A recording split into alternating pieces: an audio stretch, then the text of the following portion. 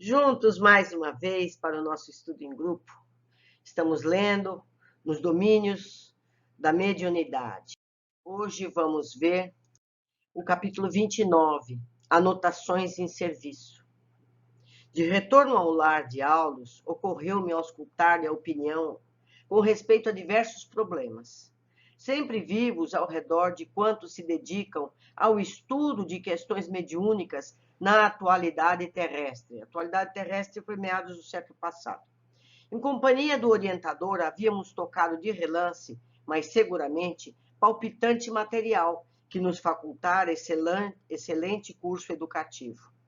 Examinarmos de perto, entre encarnados e desencarnados, a assimilação de correntes mentais, a psicofonia, a possessão, o desdobramento, a clarividência, a clareaudiência, as forças curativas, a telepatia, a psicometria, a materialização, além de alguns dos temas da importância central da mediunidade, como sejam o poder da prece, a fixação mental, a imersão do subconsciente, a licantropia, obsessão, fascinação, lei de causa e efeito, desdobramento do leito de morte, as energias viciadas, tudo isso sem necessidade de recurso a complicações terminológicas.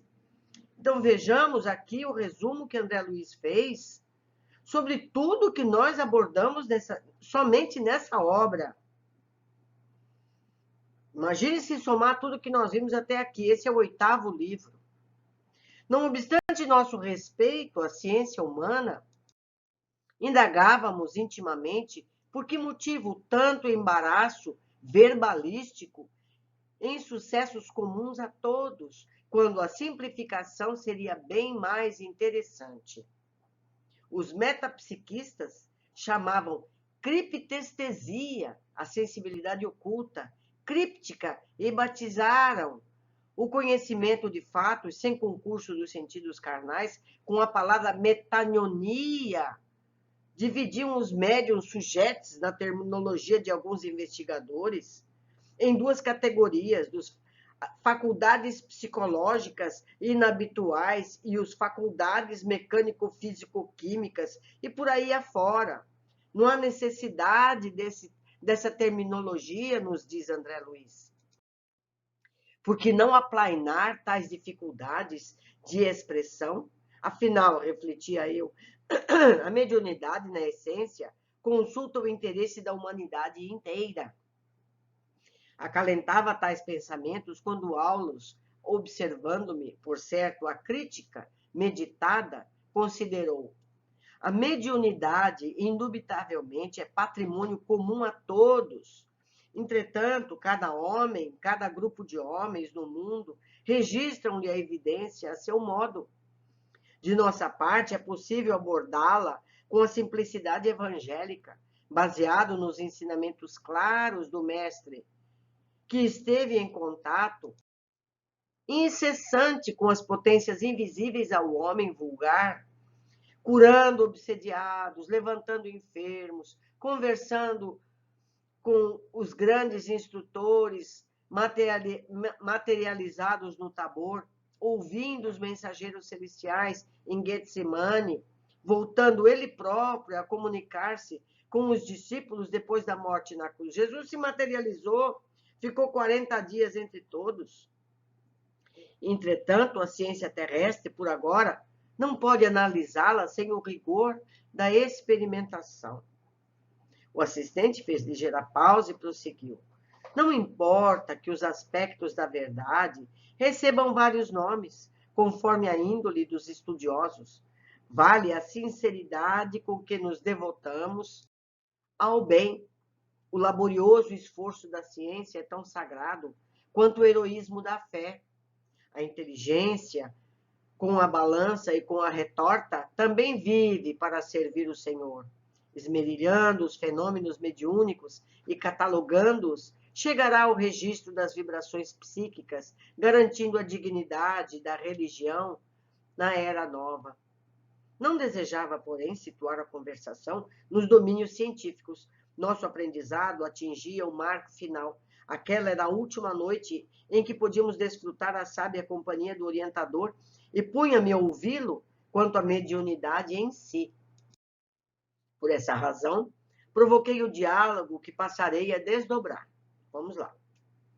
É justo que a ciência não examine o campo mediúnico por nosso prisma, aleguei. A lógica e a experimentação positiva caminham por estradas muito diferentes daquelas que conhecemos no itinerário da intuição. No entanto, as próprias correntes do espiritualismo vemos a mediunidade atormentada pelas mais diversas interpretações. Que pretende você dizer, André? Falou o instrutor com brandura. Lembro-me daqueles irmãos que acoimam os médiuns de insanos e loucos, aconselhando a segregação dos estudantes da verdade em tempos de iniciação, a deliberada distância dos sofredores e dos ignorantes que contamos no mundo por legiões inumeráveis, não é verdade? É. Ah, sim, o santuário da iniciação religiosa, qualquer que ele seja, é para nós venerável como posto avançado de distribuição de luz espiritual. Entretanto, os que fogem dentro dele à lei da cooperação isolam-se na torre de marfim do orgulho que lhe é próprio, fixando em discussões brilhantes, estéreis. Tais companheiros assemelham-se a viajantes agrupados em perigosa ilha de repouso, enquanto os nautas corajosos do bem suam e sofrem na descoberta das rotas seguras para o continente da fraternidade e da paz. Descansam sobre o arvoredo, conformados com a caça abundante pela água refrescante, pesquisando a grandeza do céu ou filosofando sem proveito. Mas sempre chega um dia em que a maré brava lhes invade o provisório domicílio, arrebatando-os ao mar alto, para que recomecem a experiência que lhes é necessária. Eu devia ter marcado de amarelo isso aqui. É muito comum. Se reúnem um grupo de pseudo-sábios, ficam discutindo sobre os temas, num grupo fechado, são iniciados, não é verdade? E aquilo fica hermético, fechado ali entre eles. Quando precisa frutificar, ser divulgado. Mas se isso for um conhecimento comum, eles perdem o trono da sabedoria. Não é assim que eles veem? Não podemos. O conhecimento é em direito de todas as pessoas. Precisa ser divulgado. Vão nos chamar de loucos? Que chamem. O importante é que cumprimos a nossa parte de divulgar qualquer coisa que tivermos descoberto. Mas continuando.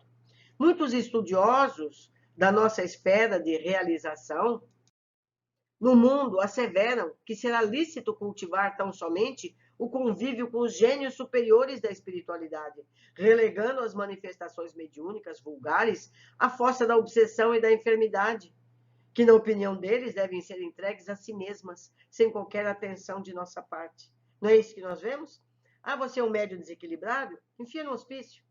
Larga lá. Não é? Isso é comodismo sob o rótulo da cultura. Não podemos negar que a obsessão seja a moléstia da mente, contudo, poderá a medicina curar alguém à força de usar o esquecimento do dever que lhe cabe?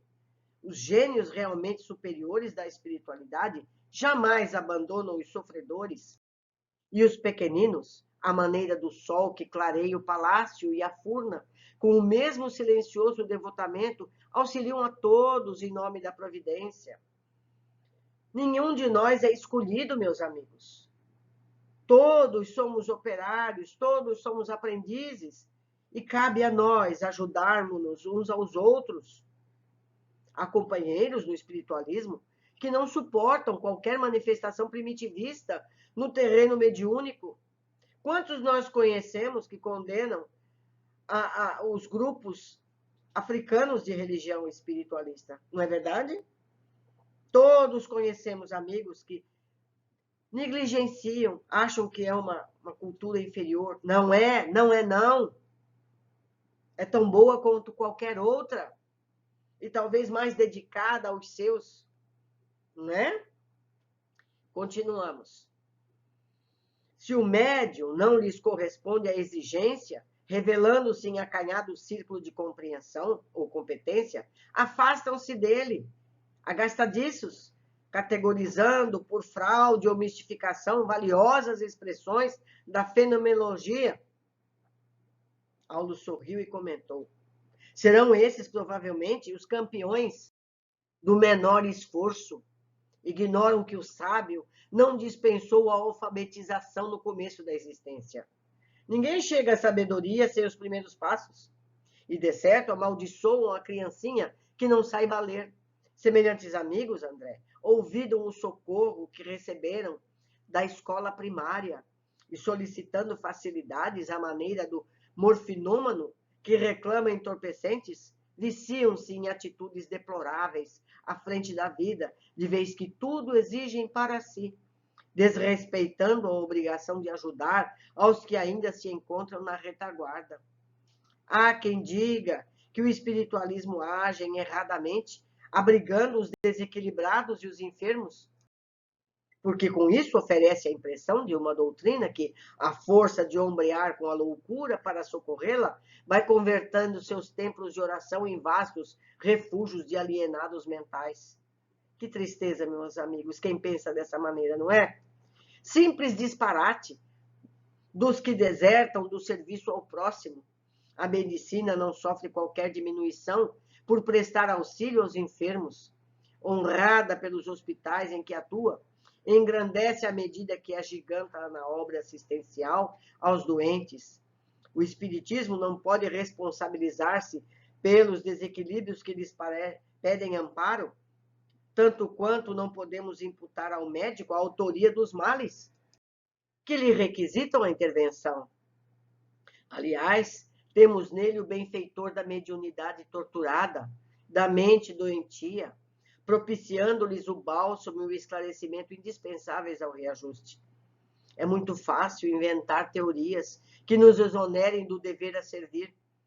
É muito difícil aplicar os princípios superiores que esposamos, utilizando-nos para isso de nossa cabeça, de nossas próprias mãos. Se a recuperação do mundo e de nós mesmos estivesse circunscrita a lindas palavras, o Cristo, que nos constitui o padrão de todos os dias, não precisaria ter vindo ao encontro dos necessitados da terra. Não é verdade? Nós nos beneficiamos dessa fraternidade de Jesus que veio aqui nos ensinar com tanto sacrifício. E nós mesmos não podemos nos dedicar àqueles que sabem menos, que estão em situações difíceis. Bastaria que Jesus enviasse proclamações angélicas à humanidade. Botasse a cara lá no céu e dissesse: ó, façam isso, façam aquilo. Sem padecer-lhe de perto a incompreensão e os problemas.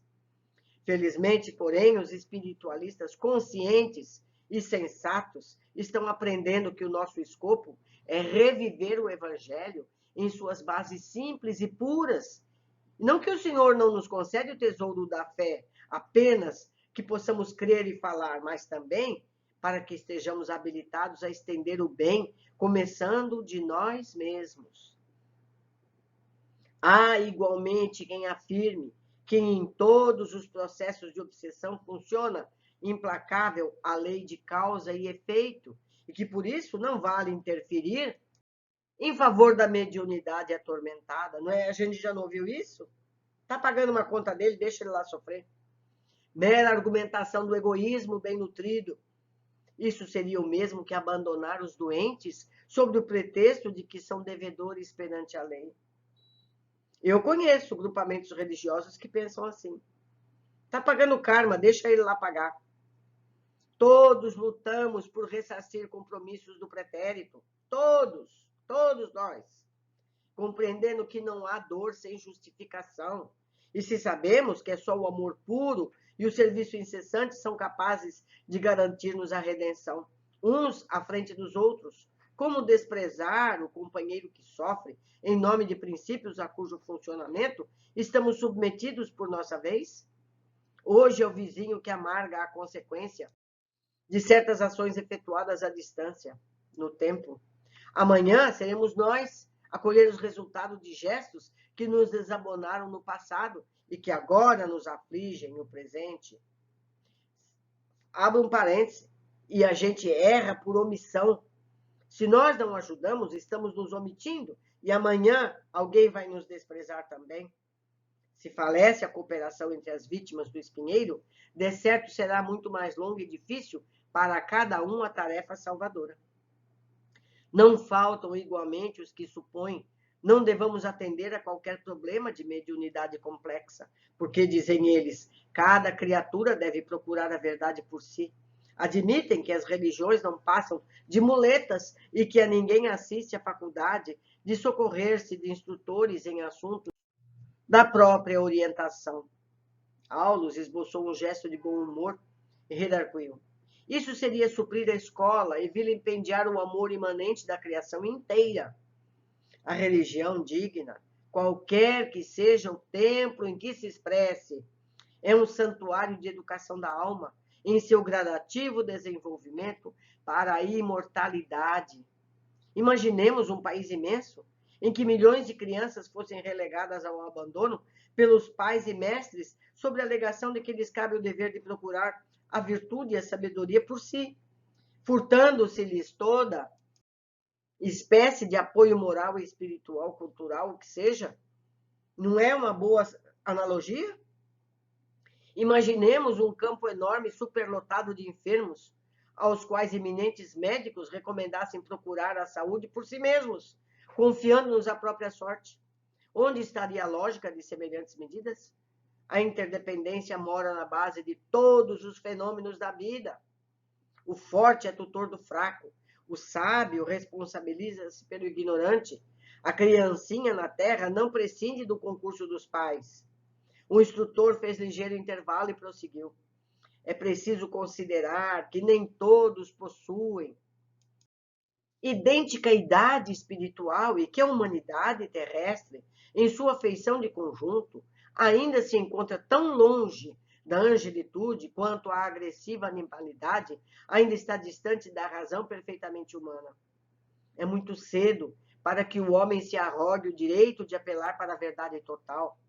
Por agora, é imprescindível trabalhar intensivamente, com devoção ardente e profunda ao bem, para atingir mais amplo discernimento das realidades fragmentárias ou provisórias que cercam a vida física. E considerada a questão nesse aspecto, estejamos convictos de que a ausência de escolas do espírito ou a supressão de instrutores constituiriam a multiplicação dos hospícios e o rebaixamento do nível moral, porque sem o apelo à dignificação da individualidade, em processo de crescimento mental e de sublimação no tempo, não poderíamos contar senão com a estagnação nas linhas inferiores da experiência. Abro outro parênteses. Onde estaríamos nós se não tivéssemos recebido ajuda para estarmos onde estamos? Não é? Quem sabe estaríamos piores do que aqueles que condenamos hoje. Havíamos, contudo, atingido o fim da viagem. O lar santuário em que o assistente residia levantava-se agora ao nosso olhar. Trabalhemos com bom ânimo, disse-nos ainda o orientador. O tempo conjugado com o serviço no bem é o alicerce da nossa vitória. No de imediato, Aulus deveria partir no rumo de elevada missão à distância. Por isso, prometeu-nos o abraço do adeus para a manhã seguinte. Esse capítulo foi um puxão de orelha muito bem dado a todos nós, que temos opiniões equivocadas sobre muita coisa. Mas vamos às observações. O presente capítulo é um resumo de quanto vimos. Conversa conclusiva e útil. Há igualmente quem afirme que todos os processos da obsessão funcionam implacável a lei de causa e efeito e que, por isso, não vale interferir em favor da mediunidade atormentada. Mera argumentação do egoísmo bem nutrido. Isso seria o mesmo que abandonar os doentes, sob o pretexto de que são devedores perante a lei. Lembro mais uma vez que todos os textos em amarelo são cópias do original. Não sabemos em que momento chega a libertação. Cabe a todos levar o amparo e socorro onde quer que seja necessário, como foi fartamente afirmado em todos os livros de André Luiz, que estudamos até aqui e que estudaremos em seguida. Todos já estivemos um dia junto aos que padeciam nos umbrais. Estivemos lá. Não sabemos se para lá vamos ter que voltar. O que nos vale é o socorro mútuo para a elevação em conjunto. Religião digna, qualquer que seja o templo em que se expresse, é um santuário de educação da alma em seu gradativo desenvolvimento para a imortalidade. Todas as religiões são benditas, respeitáveis e preciosos caminhos para o aprimoramento das almas. Não podemos confundir a religião com os religiosos. Estes são humanos falíveis e devemos estar sempre ligados à fonte de cada religião e não aos intérpretes ocasionais. Meus amigos, se a gente pegar a religião dos hebreus, a religião dos romanos, que é que da onde a gente deriva, a religião dos árabes, dos orientais, se a gente pegar todas essas religiões puras, sem interferência, e olhar os preceitos, todos são semelhantes. Todos falam de amor ao próximo. Todos falam de ajudar os mais caídos. Todas. São os seres humanos, nós, que deturpamos segundo a nossa conveniência. Em todas está escrito não matarás. Todas. No entanto, temos visto e ainda vemos quem mate pela religião. Isso é triste, mas devemos entender. Precisamos ver os fundamentos e não as expressões. Continuando. Precisamos de humildade, pois estamos muito distantes da meta que nos está destinada. É preciso considerar que não todos possuem a idêntica idade espiritual e que a humanidade terrestre, em sua feição de conjunto, ainda se encontra tão longe da angelitude quanto a agressiva animalidade ainda está distante da razão perfeitamente humana. Muitos acreditam, senhores da lei, sábios sobre a divindade, e, na verdade, somos todos andarilhos em busca das rotas certas.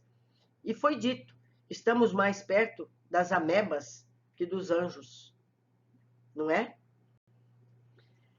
É isso, meus amigos. Estamos quase no fim dessa obra.